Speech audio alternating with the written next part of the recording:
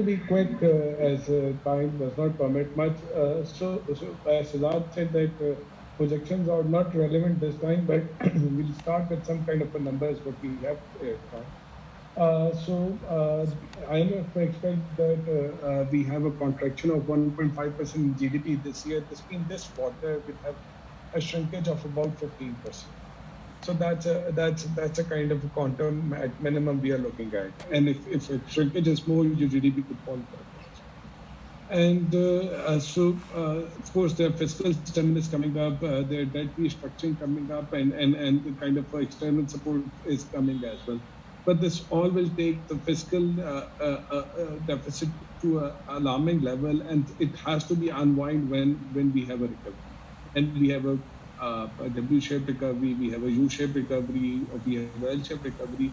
Whenever it is, that will be constrained by the fiscal pressure which we are emanating in this period of lockdown, and we don't know how much of the period of lockdown it is. It's all uncertain. And one comment on the fiscal side, my friend said that we'll have a saving of about 1.3 billion for reduction and for 425 pips in interest rate.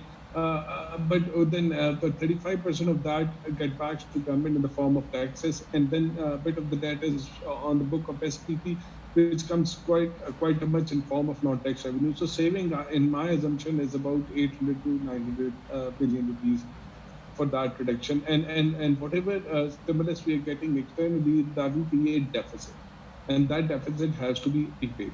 So, and Pakistan was coming out of a crisis, an external crisis, and that's been deferred for the time being due to G20 and IMF support and all that. But we need this further restructuring. I think Pakistan, the way restructuring under the leadership of Imran Khan, where he has a voice on the front with the soft image and all that. Maybe the domestic economic happening, it's a different story, but over there he has a strong impact. So we need to take that. The restructuring has to go beyond December, and we probably need to have restructured 3-year loans on this form. And the other thing which went while the iron is hot, we need to do this with IPPs. And as all my friends agrees over there, that prior to this COVID, the biggest issue what the economy has was on the energy side. We are not energy competitive. That's one of the prime reasons our exports are low and that haven't been increased in the past 5 years. And with this kind of energy and this kind of wealth transfer from industry and the consumer to those IPPs and all those setups, that has to change. And there's something going on that has to be a fundamental.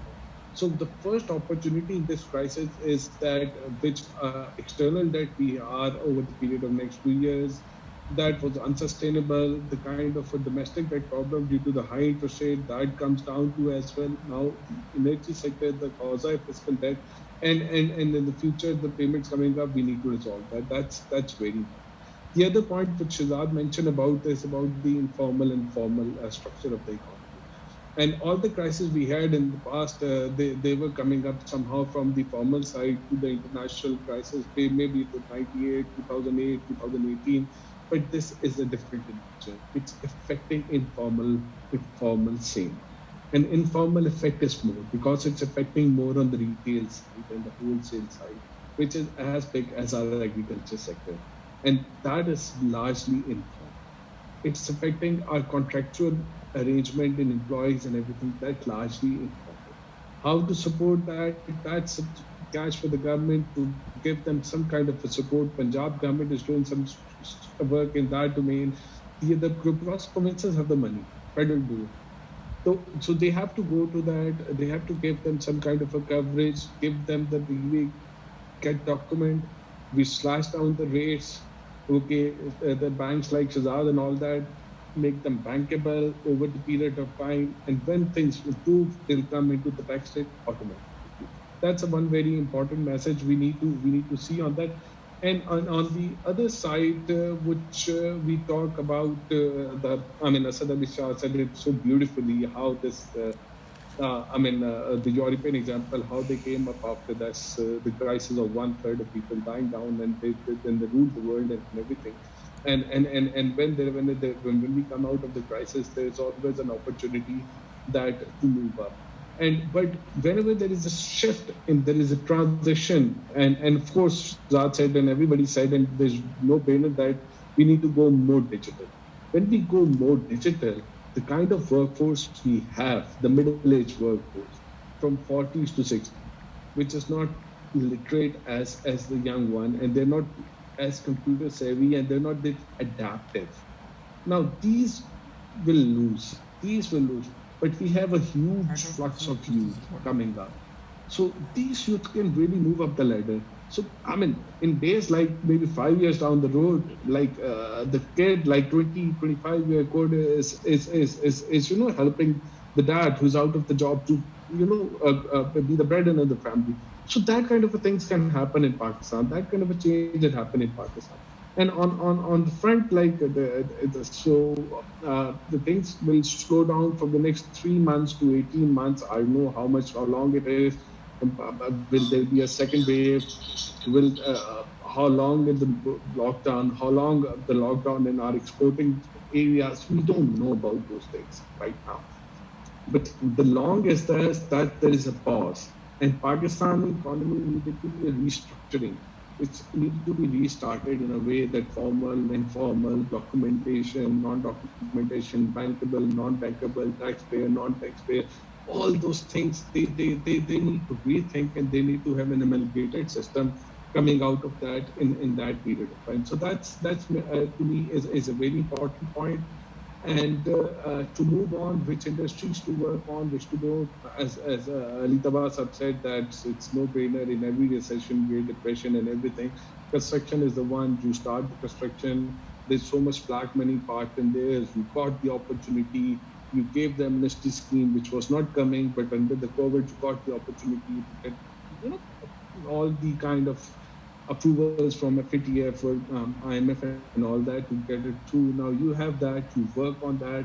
It's low scale, easy the transfer of labor from other to this, but this gives you a room of maybe 6 months, 18 months, or something. But to make this construction meaningful, I mean, we're not building infrastructure as per se, like roads and bridges and all that. We're constructing houses, commercial buildings. These need some kind of demand from the market. That demand comes when people start making money, when there's a transfer of wealth taking place. For that, it's very important that the mortgage market has to start with interest rate coming down. So how to work on this mortgage market, that's very important. How to change that structures on, that's very important. How to work on the foreclosure and everything and all that. So those things are very important. And the retailing concept has to change. How quickly we go to the digital world and all that's important.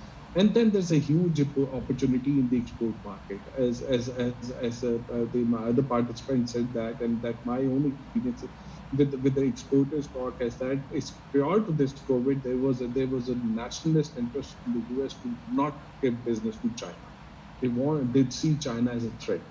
So that's an opportunity for everyone. And China is so big that even if a tail of it, like 5% of it getting in Pakistan, that's like Pakistan more than doubling of it agriculture.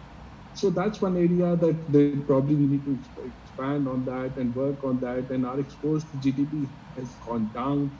So in this pause of an economy, which is about 3 months to 18 months, I don't know how long it is, we need to convert the shift towards the exports. We need to convert the shift from the undocumented to the documented. You need to convert the shift toward digital by taking up your youth.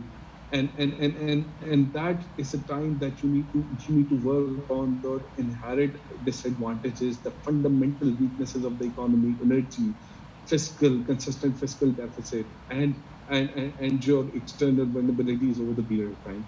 So you need to solve this. You are in a pause anyways, but once you come out of it, Pakistan can now come out of it better by any other economies, because it's at this point less integrated. We don't depend upon tourism. We have a dependence upon remittances, which will remain, and remittances will remain stable in the short run. People livelihood depends on that. Your exports and imports would fall dramatically in this period of 3 months, and I don't know how long it is.